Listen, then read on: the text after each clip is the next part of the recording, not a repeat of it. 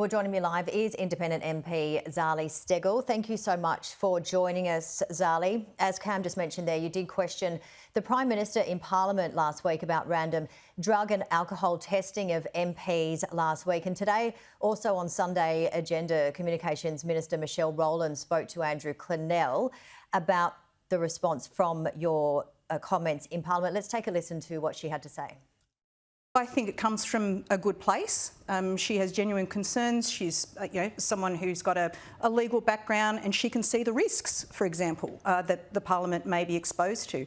But again, parliamentarians are unique, and we are responsible to our electorates, we're responsible to ourselves, to our staff, to our parties.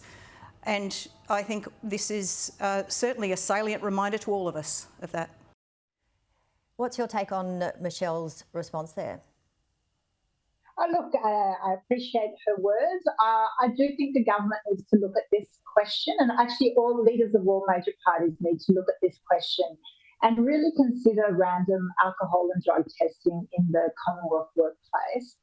I think we really have to stop and consider, as members of Parliament, the incredibly privileged role we have, but also the example we need to set for our staff and advisors, but also for others. And unfortunately, the incident from last week and now this week shows that there is a bigger problem than what maybe is acknowledged. And we know the Set the Standards review by the former Sex Discrimination Commissioner identified horrendous sort of rates of bullying, harassment, intimidation, sexual assault. And we know alcohol plays a factor, like a risk increase. It increases the risk factor. And so I think there is a real question around the role alcohol plays in Parliament House. Now, that being said, it is a workplace where we are there for very long hours. It is not an ordinary workplace. But many workplaces around the country have random alcohol and drug testing, and I think this is something we do need to consider. Nationals Deputy Leader Perin Davey has told Sky News she didn't think she was drunk during that appearance at a parliamentary committee this week. What's your reaction to this incident? Look, I haven't spoken to her, and I imagine she is incredibly embarrassed. I'm concerned to hear that I understand from her interview that it was drinks hosted by the whip of the National Party at a time where Senate estimates were still sitting. So I think there is that question of leadership. What was the whip thinking in hosting drinks, serving alcohol, whilst some of his members are still participating in work duties? It was only last week in Parliament we had a number of events where you have lobby groups and industry groups where there is alcohol freely served. I think clearly the self-moderation or responsible approach is not working. And I think it does behold the Prime Minister to have a good hard look at Parliament House and do we need that random testing? And each party should really embrace this, because at the end of the day, if you have nothing to hide and nothing to fear, then you shouldn't have a problem with being tested from time to time. We're hearing the changes to the Jenkins review. Again, Michelle Rowland speaking this morning, talking about structural changes. The midwinter ball, for example, has changed. But you mentioned long hours. Do we need to be looking at the length of hours in Parliament, regardless of whether people are drinking or not, but the health of you and fellow colleagues in there and going for those long hours? Does that need to be looked at?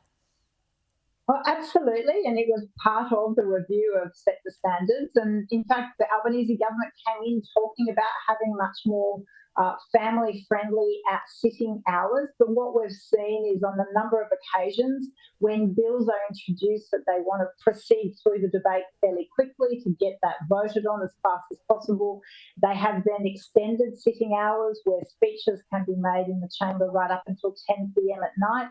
Now, in circumstances where the day often starts with media interviews at 7 a.m, that is a long day. And it's not just for members of Parliament, it's for our staff as well, because generally if a member is there, their staff and advisors are there as well. So I think it's one thing to say you acknowledge a safer, more respectful workplace.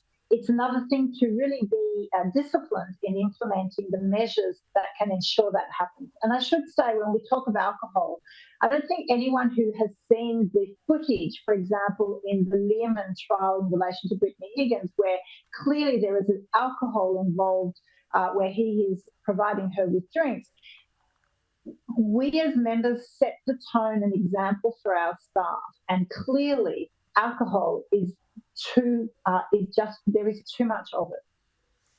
All right, let's turn to another topic on asylum seekers. Sky News understands that a second group of asylum seekers were found in northern WA, and they arrived on the same vessel as the first. The Australian Border Force, I believe, is set to provide an update any moment now. Do you agree with Shadow Defence Minister Andrew Hastie that the Labor government is soft and weak on Labor's border policies? Look, I tend to no. I disagree. The coalition like to use border policy as a little bit of a stick and a political point scoring. I think we do need to be mindful that we are in a world where there's going to be more and more refugees. Climate refugees is going to become a major problem. We have a lot of people that come by plane as well.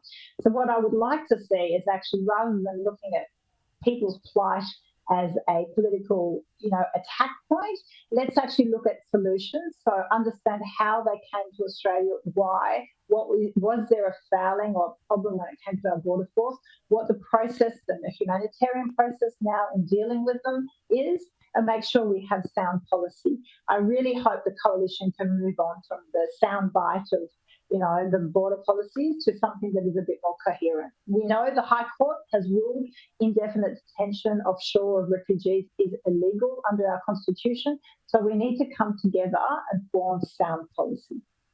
We do have to wrap it up there, but thank you very much, Zali Steggall.